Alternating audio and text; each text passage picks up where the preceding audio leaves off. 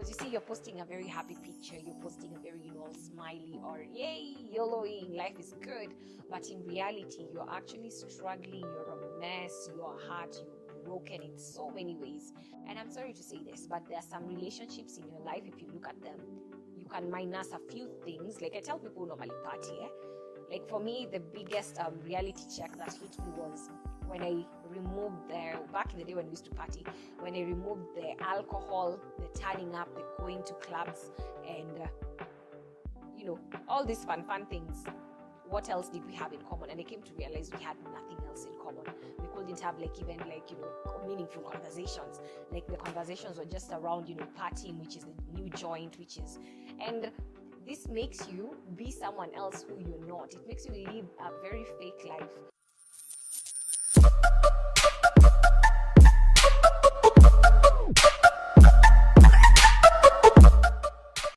Guys, welcome to my YouTube channel. If you're new here, karibu sana. If you're not, come on, karibu again and again. Keep on telling your friends and sharing the video so that, guys, we can have a bigger family and we can get to grow together. Like I said, me and you, we are like this, same WhatsApp group. But yes, karibuni sana. It's your girl K to the T representing J to the C. Yeah, I'm like, I need to get back in studio. I need to stop saying and manifesting and start doing. But anywho, so today we're going to have a very real conversation in regards to why we allow ourselves to suffer in silence. Like honestly, I've suffered in silence for so many times, and I've suffered in silence for so many years. And for the longest time, I used to feel like if I share my emotions, I share my actual thoughts, I share how I actually feel, it will make the other person not to love me. And I came to realize a lot of people suffer in silence in regards to family, in regards to friendships, in regards to relationships. And sometimes you might be suffering in silence without even realizing it. And the saddest thing, being someone who has a couple of followers on social media and understanding the idea behind why people post what they post, understanding the ideology people have for what it means to have a lot of followers, and the way I've met so many people, and the conversations we've had were just revolving the idea of if you have a lot of followers, you're more important, you've made it in life, I don't know, you're special. But then to come to think about it, followers don't define you as a person. Followers don't mean that you are more important than anyone else. And for the longest time, I used to ask myself, is it really worth it? Because a lot of times I used to like post stuff on social media, then my reality is very different. Because you see, you're posting a very happy picture, you're posting a very all smiley or yay, YOLOing, life is good. But in reality, you're actually struggling, you're a mess, you're hurt, you're broken in so many ways. And for the longest time, I used to ask, is it okay for me to share my actual feelings or my actual thoughts towards a situation?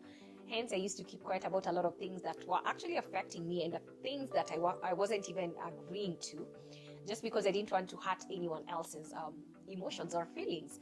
And I don't know whether you guys can relate to the idea of, you suppress your true self, or let's say your real self, or you suppress your true emotions because you're afraid of being left, you're afraid of being rejected by maybe your partner, or that could be a boyfriend or your family, because of how you feel. And so most of the time we tend to we just keep quiet and put our true emotions aside and just play nice with everyone. Yeah, I'm good, I'm okay. Like when someone asks you how you doing and you're like, I'm good, I'm fine, everything is amazing. But in reality, you're crashing inside because you're not happy, you're not okay, but you're afraid of sharing or speaking out. And for the longest time, I used to ask myself, is it okay to be open and honest about my thoughts and how I look at life, how I view life? And I used to just keep everything to myself until I came to a point of realizing that it's okay to not be okay. It's okay to be real with how you feel. It's okay to be real with what you've gone through, what you've endured, and how you've survived. It's okay not to smile every day, and it's okay to not have a perfect life. And apart from just saying like it's okay, it's also normal when you don't have, you know, the perfect life. You don't have the perfect relationship. You don't come from the perfect family. Your finances are not perfect. You know, everything about you is not as perfect as you wish and hope it could be. And a lot of times we tend to suffer alone. And that's why, you know, you get to hear stories of people who are committing suicide, people who have decided to just end their life. And when you look at their social media, they were happy people, you know, they are living life, they're out there, they're outgoing, they're doing everything. So when you hear such a story, you know, it's very devastating and then very confusing at the same time, because you start asking, how comes we never saw this? But it's because a lot of people have normalized, you know, suffering in silence. And the worst bit is sometimes we suffer so much that to a point we end our lives, to a point we get into depression, we get into anxiety, we get into a very dark space, and we feel like there's no way we can come out of it. And I feel like as a person, I'm going to stand for truth. I'm going to stand for people, you know, sharing and being honest about their emotions and how they actually feel. And if you're hurt, it's okay to be hurt, and it's normal to be hurt. But at the same time, if you don't deal with the real issue, it's going to escalate and become a whole different thing. And you know, as people, we honestly want to be seen. We want to be seen and we want to be heard. We want to be validated. We want to be appreciated. We want to be valued and to feel like we're important to someone or to something. And when we don't get all of this, we tend to put on, you know, this mask of, you know, life is perfect, everything is good. Oh, my life is great. But in reality, that's not how you feel. And that's why you find people when they are alone, that's when, you know, all the darkness, their world starts crumbling down, and they're just a mess. And I just want to encourage someone out there who's watching this. Life is not always easy, and you'll have good days, you'll have bad days, you'll have, you know, high days, you'll have low days, you'll have, you know, financially free, amazingly doing, your finances will be like dancing all over the place, and you'll have days when you're broke. So at the end of it all, we need to learn to have to be stronger than our emotions, and that means we need to work from our mindsets, and we need to change the way we perceive failure, we perceive loneliness, the way we perceive outcomes, and become real people. Because you see, you can just fake it for an amount of time, but then reality will hit, and one day you'll wake up and you're no longer able to fake it. But I always say it's important to have someone you can talk to. It's important to have a community that values you and you can be real with. Like, I personally have friends of mine. We are in a Bible study group, and anytime I feel like venting, I vent. And I vent because I do understand they don't judge me because I'm venting, because I'm mad, because I'm going through something. But it's because we made that space to be very safe, that regardless of how we feel and what we are going through, we can, in all honesty, share it. Even sometimes, you know, we are just like, personally, me, I feel I'm in a very dark season. I feel like this is happening in my life, and no one is there to condemn you. No one is there to, you know, to crucify you or to laugh at you or to, you know, want to take whatever you're saying and take it to social media. That's why you need to be able to have very real friends and very true friends, not social media friends. You know, those friends when you tune to post social media, it looks good, but in reality, you don't really have a relationship or a good friendship. So have a community of people that value you as a person and people that see you as a person. The moment you stay around people who are fake, you become fake. And after a while, you lose yourself. And by the time you start trying to find yourself, you find you've done so many things which you had no business doing. And this is because you are trying to fit in where you aren't fitting in. And I'm sorry to say this, but there are some relationships in your life, if you look at them, you can minus a few things. Like I tell people who normally party, Like for me, the biggest reality check that hit me was when I removed back in the day when we used to party, when I removed the alcohol, the turning up, the going to clubs, and, you know, all these fun things. What else did we have in common? And I came to realize we had nothing else in common.